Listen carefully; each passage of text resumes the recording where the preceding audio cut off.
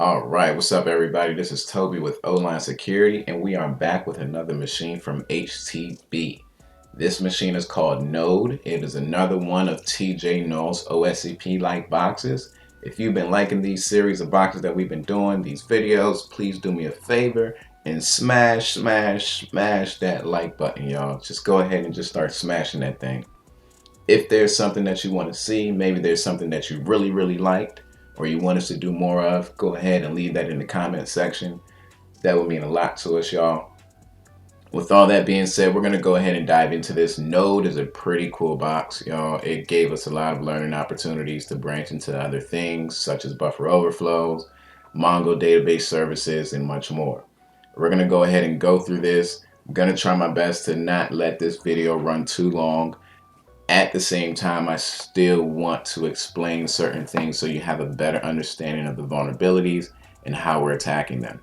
FYI, y'all, if you are not taking notes when you're popping shells, when you're escalating privileges, finding vulnerabilities, please go ahead and start doing that, right? You want to get into a rhythm, a battle cadence of how you attack a box. Okay, you want to stick to that process, add to it, fine tune it, get better at it. And ultimately, it'll help you be a better pen tester, reverse engineer, whatever you're trying to do.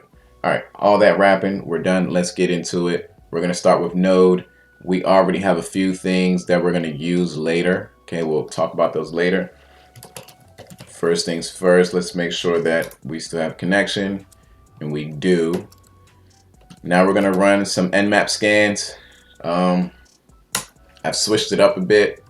Our Jutsu, it's now called Rasengan, trying to make it more user-friendly to use.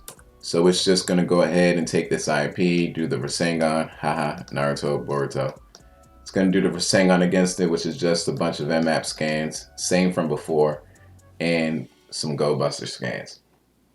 So while that's running, we can see port 22 is open.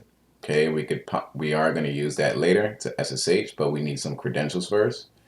All right, we should also see port 3000 open. All right, there's some type of web service here, and we can see the title if this is correct, my place. Let's just go ahead and go to that web browser, or open up our web browser and go to it.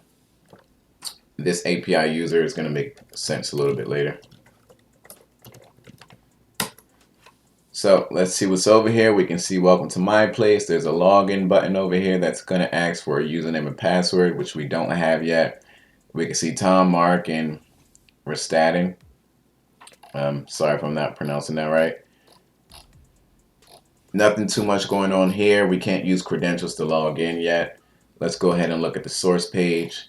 Right, when we're looking at the source page, we're trying to look for things in the comments or some links to give us more information, right? Or links that give us credentials or something, some type of data we can use. So it has to be actionable, right? And that's what these links right here are doing, right here at the bottom, all these links, right? There are a bunch of different APIs that, there are a bunch of different APIs inside of some of these links. For instance, let's go over to the profile.js. Please make sure that you go through all of these just to get more familiar with the process and what's inside of these JavaScripts. If we go over to add profile.js, we can see an API called API users. This is what was on the screen earlier. All right, API users, if you don't know what an API is, it's an endpoint that certain web applications have. You can use it to interact with the web services to query data, retrieve data. And we're going to interact with this API called users. And we can see that there are credentials here. There's a username called myplaceadmin which is the website that we're on, and some hashed credentials. Okay. Now I'm going to take this, right? And what I did initially was I tried to use these credentials to log into the box as SSH, and it didn't work. Okay, it did not work. And that's what you want to try and do, right? Once you get credentials, you want to try them on as many things as possible. Don't go crazy and lose track of what you're doing, but You want to try those. So I'm just going to open this up. All right, now I'm going to take this hash. I think I already copied it. Just going to do it again for my sanity. Right click, copy. And you could crack these hashes a few different ways. I'm just going to use another one of our jutsus called the hash jutsu. And this jutsu can use hashcat or John. You just have to tell it which one. We're going to use hashcat. But before we do that, we need to figure out what type of hash we're working with. So I'm going to paste the hash into hash identifier. It tells us SHA-256. All right. Now we're going to use hashcat. But with hashcat, if you're familiar, you need to know the mode of that hashing algorithm you're using. And ours should be, I thought it was 1400.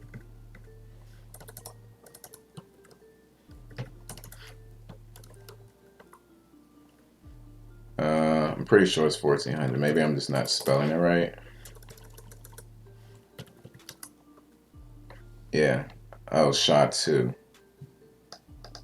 It's weird. Okay, but we're going to use that hashcat or hash jutsu. Tell it hashcat is going to ask for the mode 1400. This is a script, by the way. Boom. This is a script that I made. And we're going to give it the word list. And we should have the hash now. So it should have stored it inside of here. And the password is Manchester. Okay, this is the password. And it's actually the password to log into MyPlace. Right, you can't use it to log in to the actual box. I need that username. Okay, and when you find loot like this, credentials, usernames, passwords, store them in a file. Okay, we'll go ahead and just do that. Echo.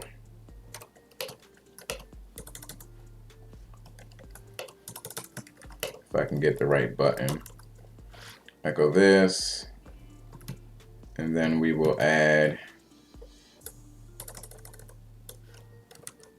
Manchester into that. I'm just gonna clean that up. Okay, because we're gonna have more loot. So let's go ahead and log in now. Manchester, make sure you spell that right. Log in, don't save. And we get presented with this option to download a backup file. So let's go ahead and download that. Now things are gonna start getting interesting here. All right, that is downloaded onto the box. I'm gonna move it to where we are now. What is it called? MyPlace. All right, so this is it right here. It is called myplace.backup. If you run file on it, it comes up as ASCII text. If you cat it, I'm not gonna cat it, but if I look at the first few lines, woo, it's just a bunch of strings, which looks like it's base 64 encoded. Okay, you could verify this by loading this file up into some type of parsing tool, and it may tell you that this is base 64, but since I already know that, what I'm gonna do is decode it. And to decode it, we're gonna cat open this up, and we're gonna pipe that into the base 64 tool, use the -D switch to decode, and let's save this into another file called MyPlace. All right, now if we file MyPlace, you can see it's a zip file.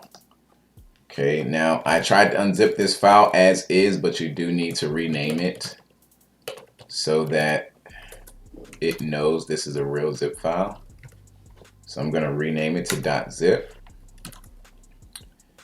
Let's do a file on myplace.zip. And you can see that it is a zip file. And if you try to unzip it, it won't work without a password. So we need a password. A good password cracking tool for zip files is called fcrack. Fcrack zip, I think. Spelled it wrong. Yes, fcrack zip. All right, and to use this, we are going to need the D flag for our dictionary, which is the word list. You could use the U flag, and yeah, I think that's all we need. So let's go ahead and run that. We would do -D, and let me see, is there another switch that I need? Let's do -D first and we'll see if that works, but I believe we need the -P as well. But yeah, so fcrack -D will use user word list or user share word list rocku.txt, then our zip file. See if that works. It doesn't work. Is not a zip file. Okay. I think I don't have the syntax lined up rightly. That's probably what it is. So let me see if we look at it right. I think I just have to. Okay, yeah. Let's do it like this. I think the -P is supposed to go right here. I mean, before the word list, actually. Right, the -D just tells ncrack to do a dictionary attack, and then the -P points to our word list. Whoops. I'm going to clear the screen, run that again, and boom. So I just had to put the -P in front of our password file, and we have the password. It's called magic word. So let's go ahead and unzip myplace.zip. It's going to ask for the password. We're going to give it magic word. And now it's unzipping it. You can see that it is unzipping this stuff into, or what was zipped was a var directory. You can see var www myplace, right? And here is the file. Let's go ahead and inspect this file. We'll just go into the only directory, which is myplace. There are a few things in here. You can look at the HTML file. And then what I looked at after the HTML file was this app.js file. Okay, and this app.js file has a bunch of different functions going on in here. It has a bunch of different functions. Let's start from the top. You can see these are some variables that look like they're being set. The most interesting part here are these credentials for Mark. Okay, Mark has credentials to log into a Mongo database service. I just want to copy that. Okay, and then there's a backup key here as well. Okay, there's a backup key. Mark has access to this database called MyPlace. Right, and the reason I'm able to like clearly articulate that right now is because of all the studying I was doing on MongoDB. All right, so if you keep scrolling down, these are just different things that this script is doing. Right, you can see it's trying to get things from the API users endpoint, this endpoint. You make sure you go through all of this just to see what's going on. And this is interesting as well. All right, this is how the backup is possibly being created, right? With that API admin backup that we saw earlier. Okay, remember we didn't have access to go to that page at first, but we can probably go to it now. But you can see that it is spawning this process, this backup file. All right, this is an application or some type of executable file, and it's taking these parameters. There's a -Q, maybe means quiet. It's taking that backup key. We did see a backup key at the top and a directory name. Okay, so I'm going to go ahead and clear that off the screen. I'm going to go back a few directories and add some new loot in here, which is Mark's credentials. You remember what I mentioned? You want to try these credentials everywhere. Okay, so I'm going to copy that and try to SSH into Mark.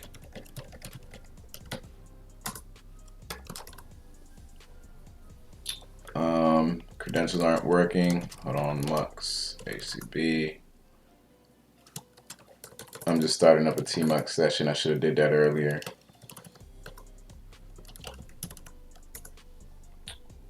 Let me copy that one more time. SSH Mark at 10.10.10.58. Oh, I think I hit the wrong button. These credentials are not working. Oh, hold on. Maybe I didn't copy it right. Head-20 var app.js.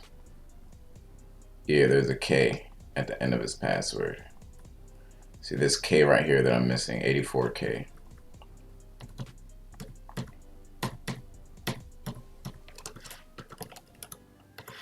Let's add that.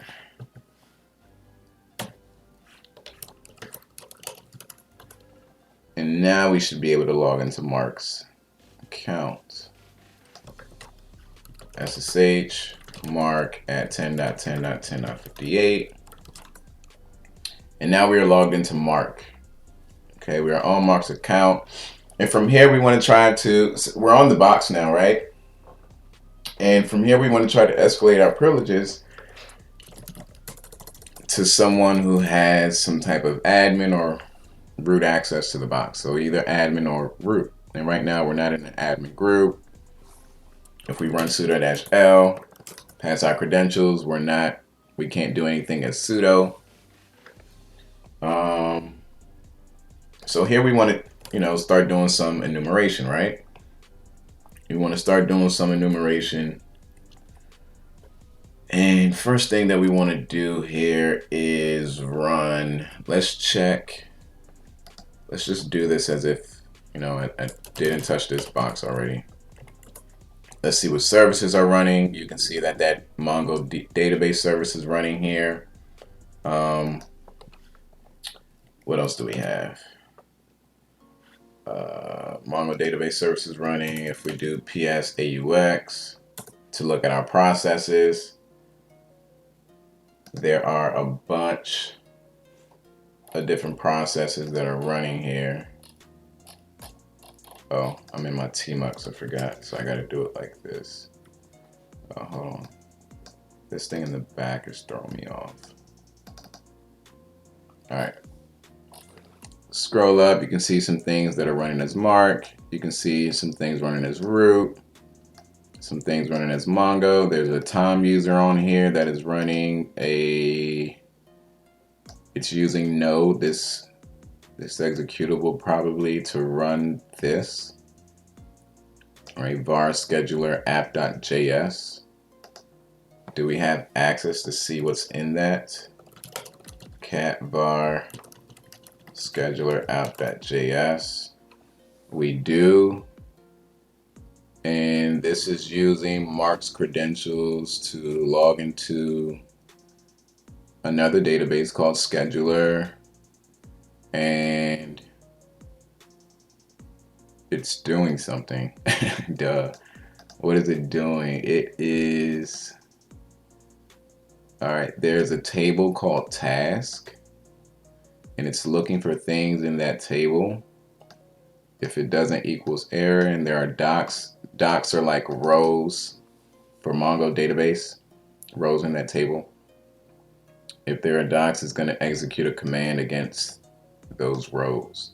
All right, so we could possibly get insert our own row, right? And insert our own data into that table and have Mongo database run it, right? And if it runs it, it should give us Tom's account, right? Access, or yeah, access as Tom, because Tom is running this process. Now that's what we are going to do. Now, before we do that, let me show you what I did to get root access.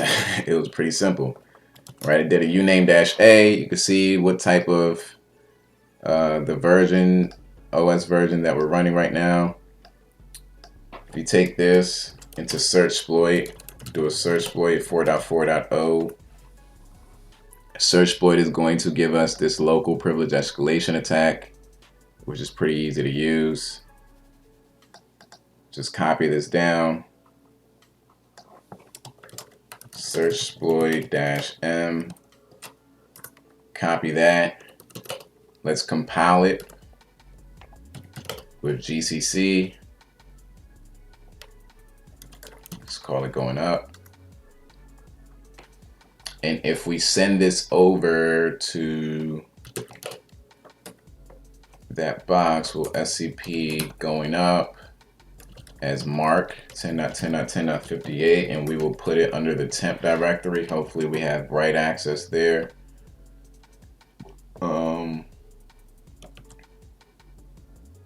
I need Mark's password.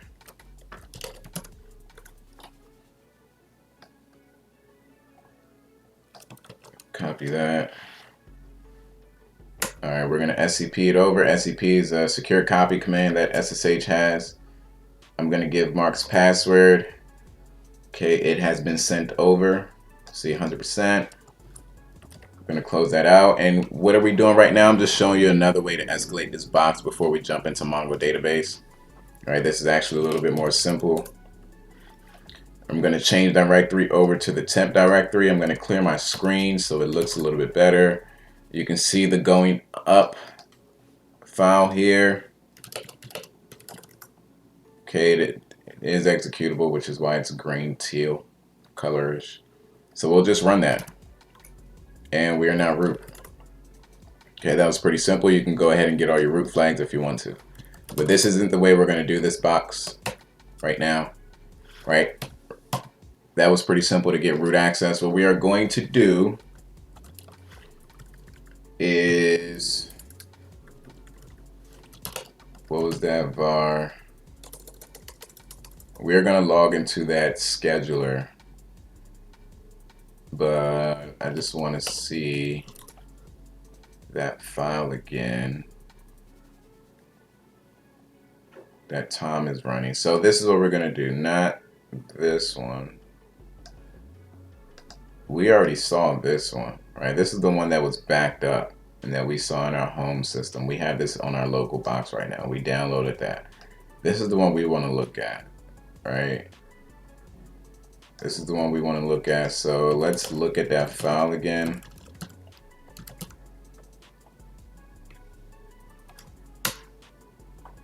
Okay, and we're just going to log into this database. All right, that's all we're going to do is log into that database. And how we're going to do that, there are a bunch of Mongo database cheat sheets. So I'm going to do mongo-u, which is for the username Mark. All right, we're just going to use what this application is using. -p for the password. And then we want to go to localhost. Did I spell that right? Localhost, yep, localhost. The same way that they have it there, 27017/scheduler. And make sure you spell it right. All right, so now we are on that box. Okay, we are on that, or on that, connect to that database. Now that we're connected to this database, we can run db to see what databases are on here. We already know that the scheduler is on here. If you want to see what tables, you do show collections. That's what Mongo calls its tables. That's the task. And remember that this script right here that is running inside of that app.js file that Tom is running, or running as Tom, it is executing a command inside of a row, right? It's going through this task table, and for each document, aka row, it is executing commands. So all we have to do is put in a task here.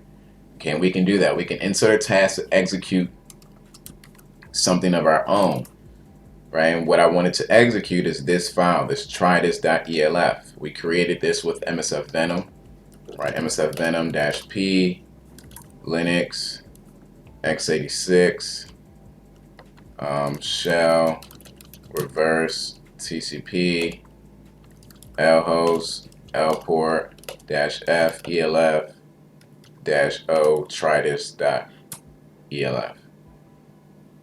Alright, elf, that is an executable file for Linux. So I already have it here, and I think it's using port 1234. So we are going to go ahead and SCP this over and make sure I still got Mark's credentials on my clipboard. So we're going to SCP the trythis.elf over to the same directory, which is temp. And why are we going to transfer this over? Because we want the database to execute this. Let me go back. Let's SSH into Mark's account so we can make sure that the file is executable. CD over to temp. Clear my screen. We can see this file. We want to mark it as an executable. So chmod plus x, try this. One more time, look at it. You can see that it is now executable. Sorry if you can hear the big dumpster outside. I actually forgot to put the trash out. Should have did that, but now I gotta wait till next week. Oh well. Alright, so we have this here. Now we're gonna go back into this database and we're gonna insert it with this command, db.task.insert. And now I need the colon first. I mean the parentheses, then this curly bracket, cmd, colon, point to our file, which is trythis.elf, and then we can close this with the curly brackets and parentheses. Before we run anything, I'm going to start up a listener on 1234. Alright, make sure this is right. We're going to insert this task, cmd, temp, trythis.elf, hit enter. We got a syntax error, so I did something wrong. Okay, what did I do wrong? db.task, tasks, .insert, open parentheses, curly braces, cmd colon, / temp, trythis.elf. This looks correct to me. Maybe we need to wrap it. Okay, that worked. So we needed to put it inside of curly parentheses, quotations. And then if we hit db.task.find, it showed you the next task that it's about to run.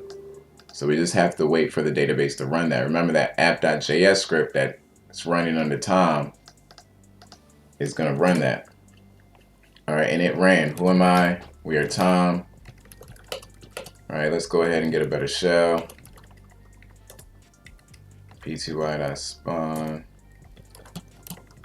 bin bash, close that out.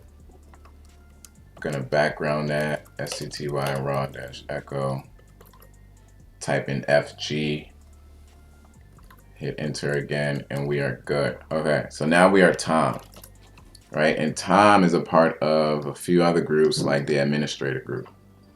Okay, now that we're Tom, let's go ahead and what we should have did, well, what I did the first time before this box was check for files that have that SUID bit set. All right, and this is a command that linenum or linps will run against the box to check for that same permission. Remember that SUID bit allows you to run things as with the same permission as the owner of the file. And if we run this, it sounds so funny out there. This is going to show us some files that have that S bit stuck to it, right? And something that pops out to us is this backup file. Remember, we saw this backup inside of the app.js on our system, this same backup file. If we go over to it, cd user local bin, I wish I can clear my screen, and look at the permission is being run as root, and admin can run it too. See, Tom can run this file, right? But what is this backup application doing, right? We saw what it was being used for. I'm going to close this. You don't really need this one anymore. We saw what it was being used for. My place app.js.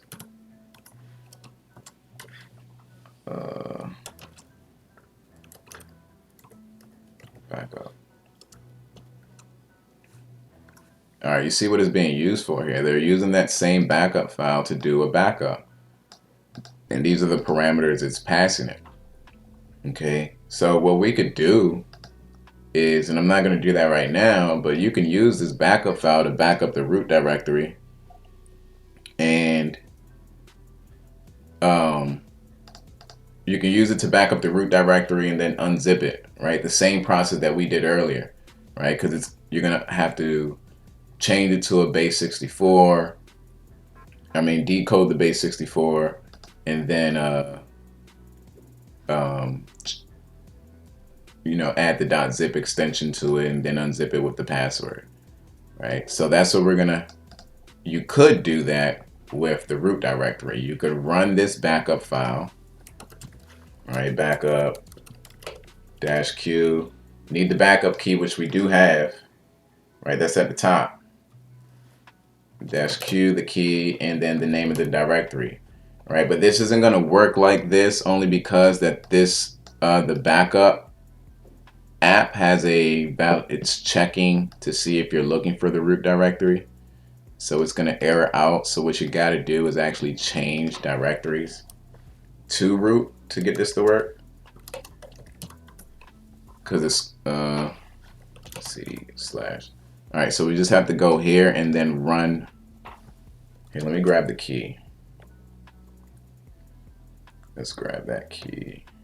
I wasn't going to do it, but we can.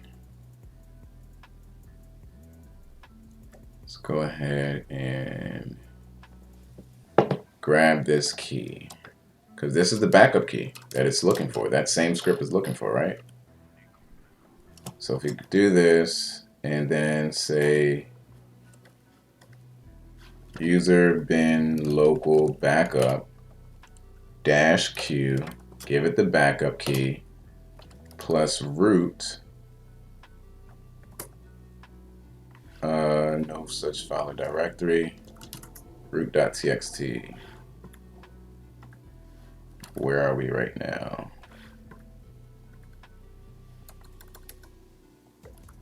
Let's do /root user bin local. Oh, hold on, it's not the right file. User local bin. And you can see it does it. It does that whole ugly base 64 thing. You just copy this,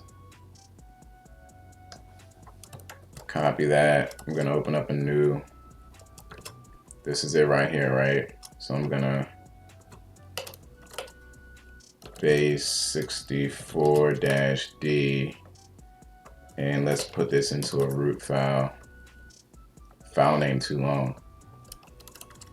All right, so let's do this cat. Well, echo. Actually, root. Hopefully this stores all of it, and then we'll cat root into base 64-D. This one, base 64. Invalid input.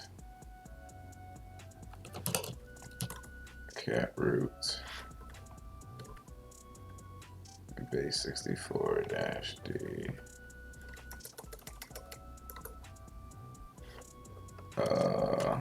Yeah, I don't know if it copied and pasted it the right way. Let's do this. I wish I could clear this screen. This is so hideous. Alright, so let's put this into a file. I can't write here. Whoops. We'll put that into a file under the temp directory. File. Right, this is the ASCII thing that was going on. Let's go ahead and cat file. That's the name of the file that we just created. Let's do base 64-D and put this into a file called try me. So file try me. It's a zip file now. Let's move that to a file with the .zip extension, and then let's unzip the try me.zip. It's going to ask for the password, which we already know it's a magic word, and now we have everything under the root directory. All right, and it just uncarved that. We could go and grab the flag from root.txt, but I'm not going to show you that here. All right, we don't want to show the flags in the videos, but that's one way you can get the root flag. You can just use that same backup utility to back up the root directory and unarchive it so you can grab the root flag. Another way to do it is by doing buffer overflow attacks on this backup application. Okay, and that's what we're going to do next here, and we'll see a few things while we're doing that. All right, so before we go over to doing the buffer overflow exploit, let's just do a recap of where we are now. All right, so we went to this web page that we saw open on port 3000. We downloaded this download backup.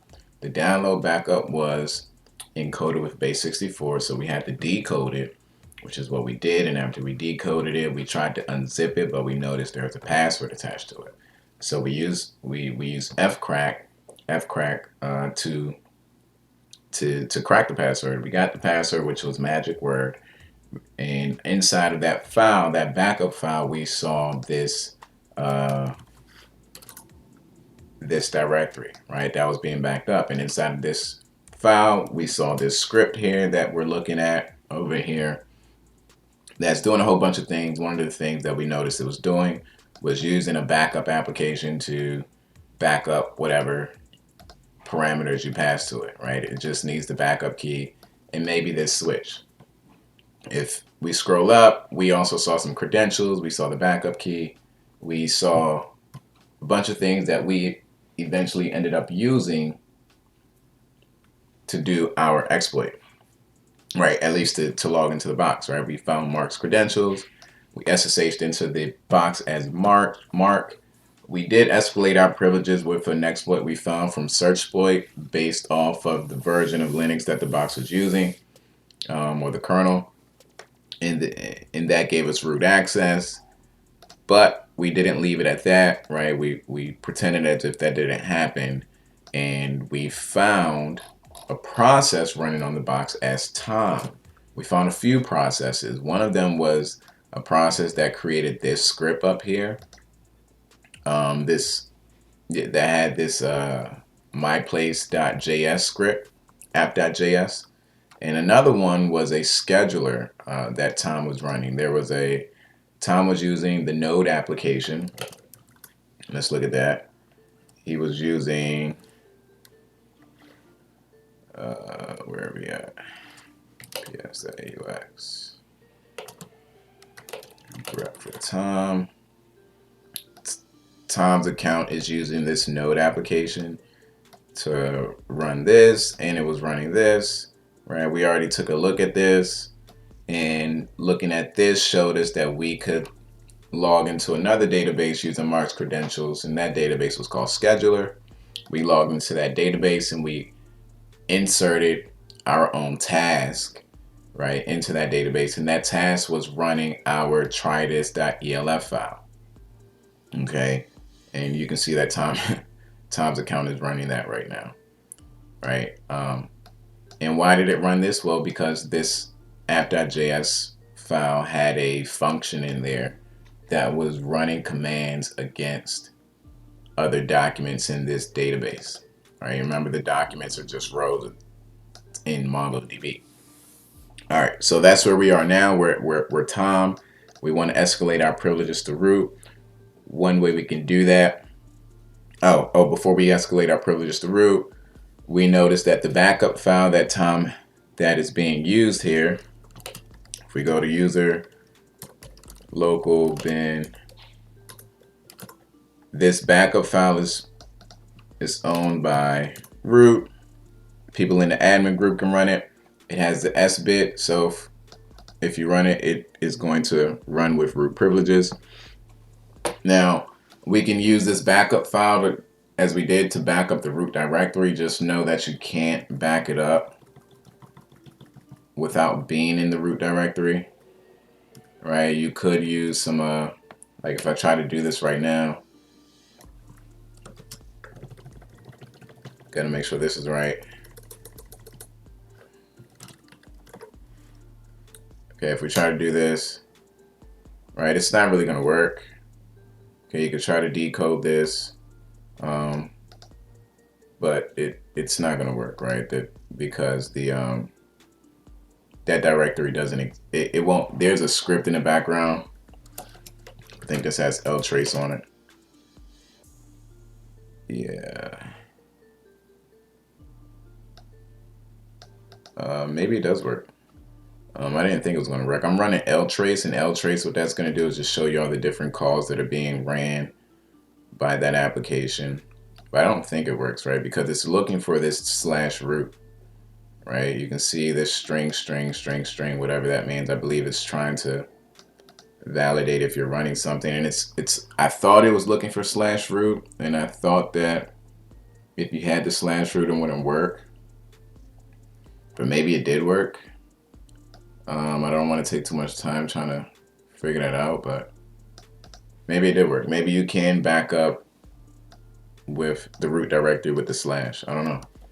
All right, so, but either way, we can back up the file and run it, back up the root directory, and do the same unzip process that we did earlier. Unzip, use the password to decrypt it, and you'd find the root.txt flag in there. And since we have ltrace running, ltrace is a pretty cool tool that will let you see what an application is doing, like the calls that it's making in the background. And we can see that this application is getting the UID, it's setting it, it's comparing some strings, right? This is the switch that we gave it to -q, and it's just doing a whole bunch of things. And it is looking inside of this directory, the Etsy My Place key directory, and it's comparing the key that we gave it to keys that are in that directory, right? It's comparing the keys that we gave it to keys that are in that directory. If the key is right, then I guess it goes ahead and it does the encoding, right? It encodes it as base 64. And yeah, but for some reason I don't think this worked the way I think we were right, because I don't see the validated success token string, right? But anyway, so what we're gonna do now is try to do some buffer overflows on this. So to do that, we want to transfer this backup to our box. We want to get this file over to our box. We will use netcat. Before we do that, I'm going to sudo netcat lbmp 1234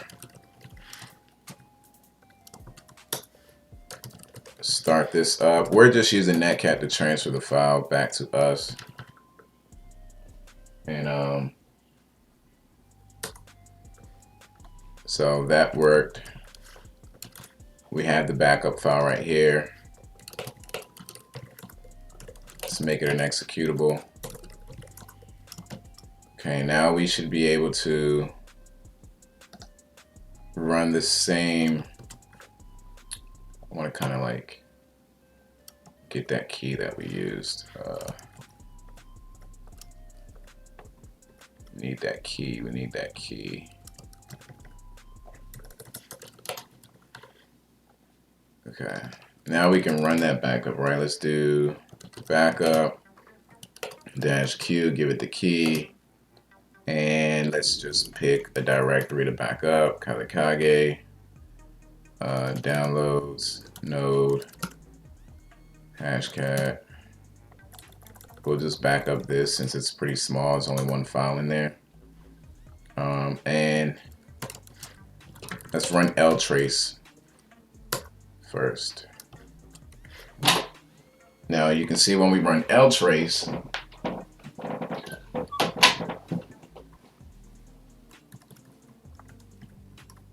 it is pretty much trying to do the same thing, right? Trying to get the UID, set it, compare the switches, trying to compare these keys to something in Etsy My Place Keys, which we don't have on our box, right? We don't have this. Well, maybe I still have it. But we have to create this directory on our machine so that when the backup application goes to do its compares, it can compare with something that's there. And yeah, you can see what the backup application is trying to do. It's using the user bin zip binary with these switches. This is the password, the magic word, and this might be a variable. And it's just trying to back it up. Okay. But I don't know if this worked. Only because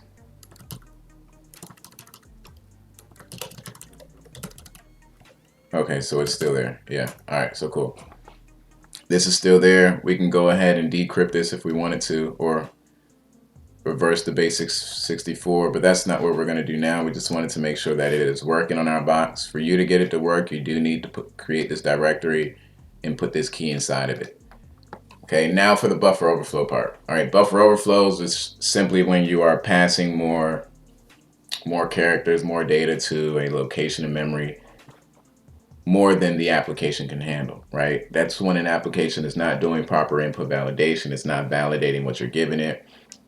And with this command, what are the inputs that we're giving it here? We are giving it this directory, and we're giving it this and this, right? For sure, it is validating the key to try to make sure that it's right. We can verify that by just messing this key up. I'm just going to take some things out, clear my screen, run it again, and you can see it doesn't do the base 64 stuff. Why? Because the key is not correct. Okay, the key is not correct. So it's definitely validating the keys. If we go back,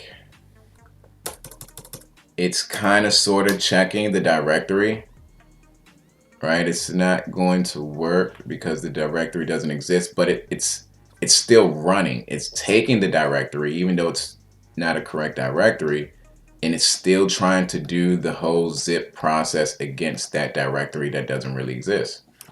Okay, so it doesn't seem like it's proper. The program should stop. It should quit if the directory doesn't really exist, but it seems like it's still running. And another thing you want to check out, right, because we're just testing the inputs. Is it still going to work if we mess with these inputs? And the command still works even though we give it a different parameter, a different argument. So we have this field and this input field here that aren't really being checked, okay? Now with buffer overflows, what are we going to do? We're going to give it more than it can handle. So let's give it Python 3. Let's give it 600 A's. Instead of a real directory, let's see what 600 A's does to it. Whoops. Did I close that out right? No, it didn't.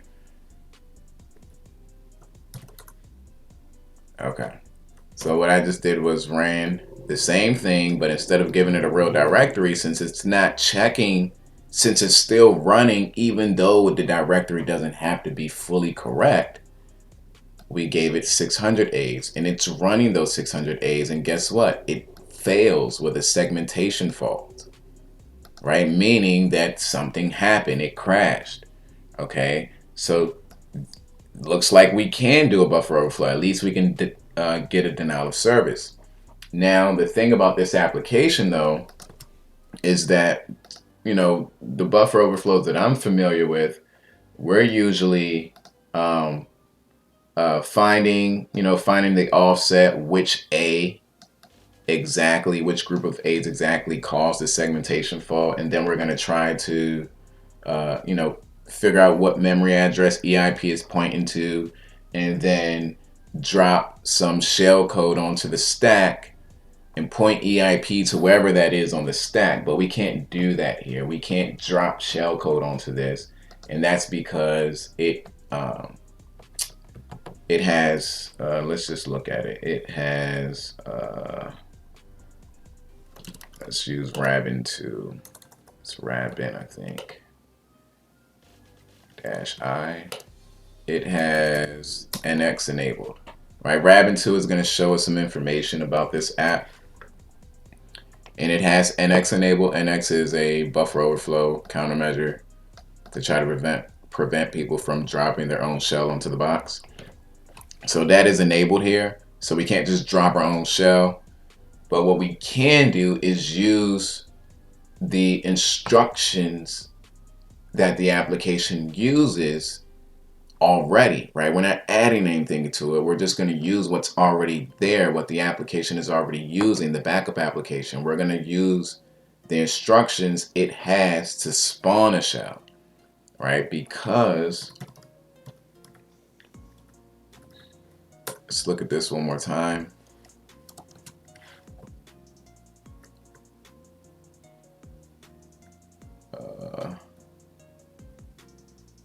You can see all the stuff that it's trying to do here. I'm looking for, well, what we're going to do is called return to, what is it called? Return to GOT, return to GLT. It's another type of buffer overflow attempt where we're just using memory instructions to tell this command to run system, run bin bash to give us a shell. All right, so in order to do that, we actually have to figure out where the offset is that's causing this segmentation fault. But before we do that, I want to just see something. Let's do R2-D backup. So we're going to use Raider real quick. It's a reverse engineering tool. No. Okay, so these are all the strings that are inside of this that Raider was able to detect, and I'm looking for something. If I can't find it, we'll just move on.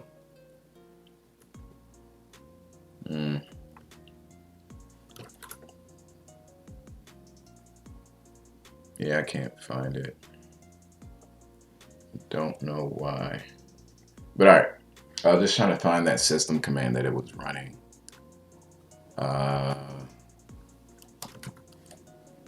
Maybe it was.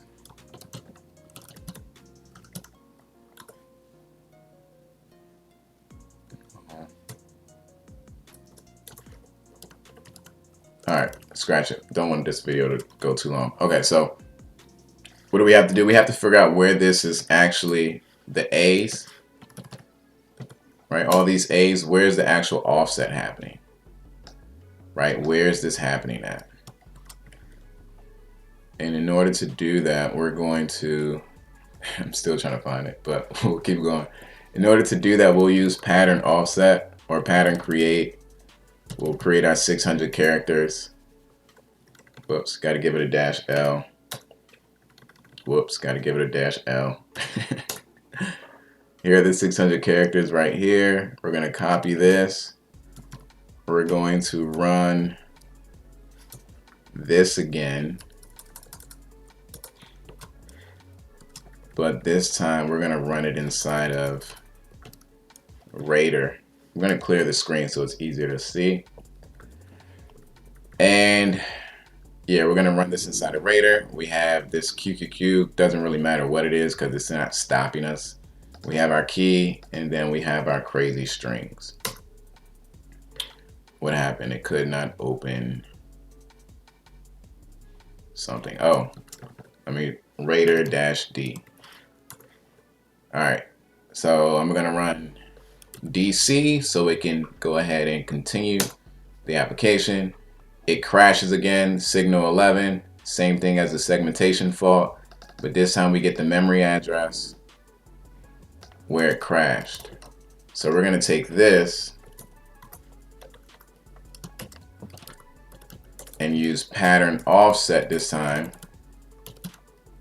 -Q, to figure out the exact offset, which is 512. Now we know where it's crashing at. So from here, we can't upload our own shell code for the application to run after it crashes.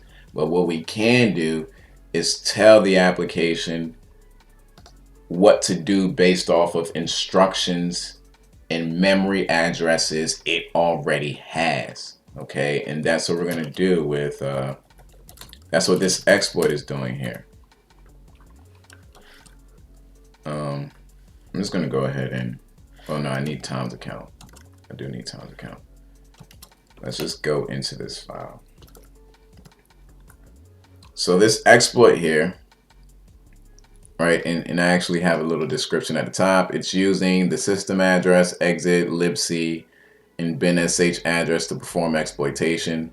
It's gonna use all these addresses to do a system command to start up binsh. All right, so we need to find these addresses here, right? This is some more information about the exploit. Feel free to pause the video and read it. But we need these different addresses. You need the libc, you need the system offset, the exit offset, and the binsh offset. And they're pretty simple to get, right? But you have to make sure that you're getting the addresses on the actual box, not from your box. So to get it, I have instructions here for you. All right, we're gonna do, to get the system or libc address. Uh-oh. I think my terminal froze. Okay. I'm gonna minimize this. All right, we're back. Okay, to get the libc address, we just need to run LDD. Remember, you have to do it on the node box. LDD backup. I'm in the backup directory already, so I don't got to give the entire extension. This is the address right here. So I'm going to go up here and change this. And this changes all the time, right? This is going to keep changing because of ASLR. ASLR randomizes the libc address every single time to make the buffer harder. But it's not really, the entropy isn't that well. So it can randomize it, but we're hoping that it eventually comes back to this location.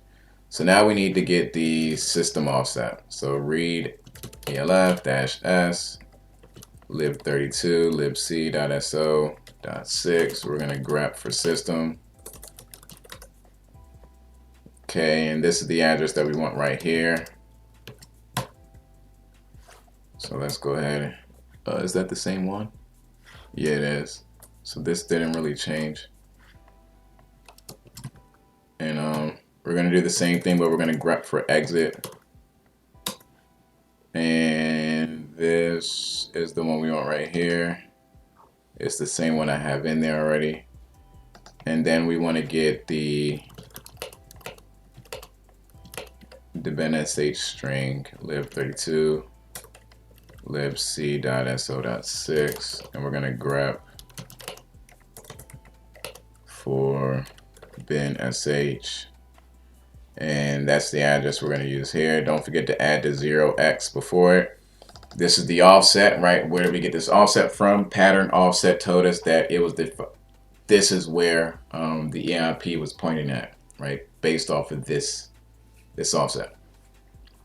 All right, and then the rest is the while true. This is the while loop. It's just going to keep running our payload every single time, right? It's going to increase it. We'll see how many times it's running in. The reason it's going to do this is because this address changes, right?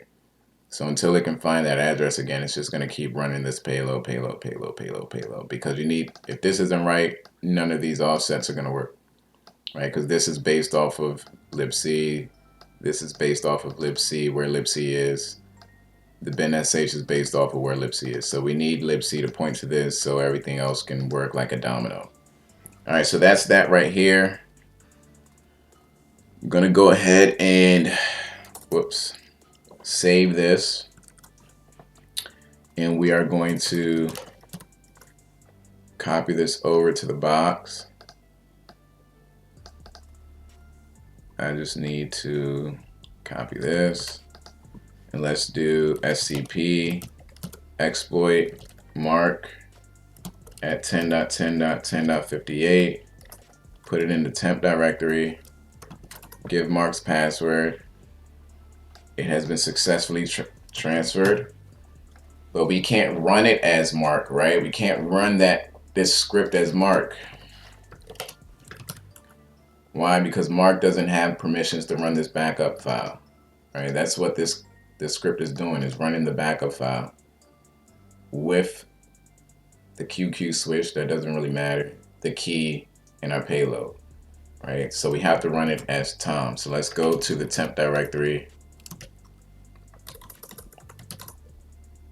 And where's the exploit file? It is there, lsexploit.py. This is it. We have to make it executable. Why can't I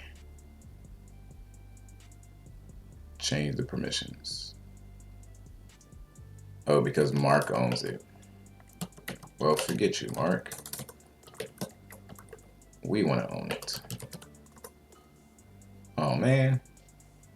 All right, so let's log in as Mark. I guess it's not forget you, Mark. I wonder if I can still run it. Let me see. Let's try to still run it, though. Python exploit.py. Oh, so we can still run it. Haha. All right, so we can still run it, and you can see it's just going to keep running over and over and over and over again. You can see how many attempts it's running. It's just going to keep trying to do this until it can line up those addresses as a domino and just start knocking them down one at a time. All right, so let's just wait. While this is going, if it goes too long, I'm going to stop it and start it again. But while this is running, let's talk a little bit.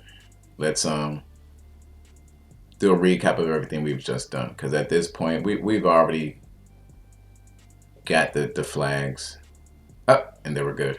Ha! Don't got to do too much stalling, and we are good. So who am I? We are root. Let's get it. So what just happened here, y'all? What we did, to a big recap of everything that just happened. All right. We saw that port 3000 was open. We went to this website, downloaded the backup file after we found the credentials by interacting with this API. Once we interacted with the API, we found the credentials, cracked it with Hashcat, password was Manchester, logged into here, downloaded the backup file.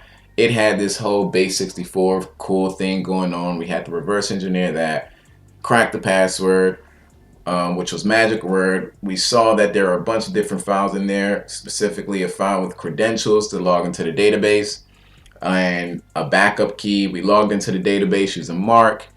Before we did that, we SSH'd into Mark's account, logged into the database using Mark's credentials. He was using the same credentials for his user account as he was for the database. Logged into there.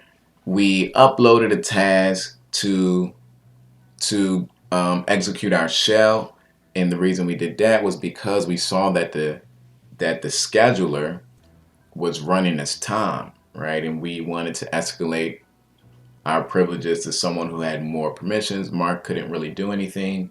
So, you know what? Let's try to pivot over to Tom's account. We used the MongoDB to create a task that was executed with Tom's permissions. And since we uploaded a shell that we created from MSF Venom, that task executed our shell and gave us access to Tom's account, right? Or it gave us backend access as Tom. From there, we did some more enumeration, right? We were checking files with that special SUID bit, and we found that the backup file, right, that executable that's running to do all their backups, we found that has the SUID bit and it's running as root, and Tom had access to run it as admin. And from there, you know, we could have ended the video using that backup file to back up the root directory, and then do that whole magic process we did with unzipping or reversing the base64, unzipping the file to get all the contents under root, especially the root.txt file, right? But we didn't just stop from there. We had analyzed that backup file that was being used to do all their backups. It was an executable. Okay, we analyzed it. We saw that it was vulnerable to a buffer overflow because certain inputs were not being validated properly. The only thing that was really being validated was the token. If you didn't supply the right token, then the application wouldn't try to do anything. However, if you gave it the wrong directory or the wrong parameter at the beginning, that first argument, the -q, if you gave it the wrong parameter, it didn't really care. It still ran. Okay, so that's where we found the vulnerability. We ended up exploiting one of those arguments, which was directory path. We found out what the offset was. We learned that it had NX enabled, so we couldn't really drop our own shellcode onto it. But instead, if you know, after some more research, we learned about the return to lib and return to got exploits, buffer overflow exploits that allow you to use instructions that the application already has, right? We're not changing anything. We're just using what it has, and we're pointing it to different, we're using the instructions it has to spawn a shell, right? To use binsh to spawn the shell.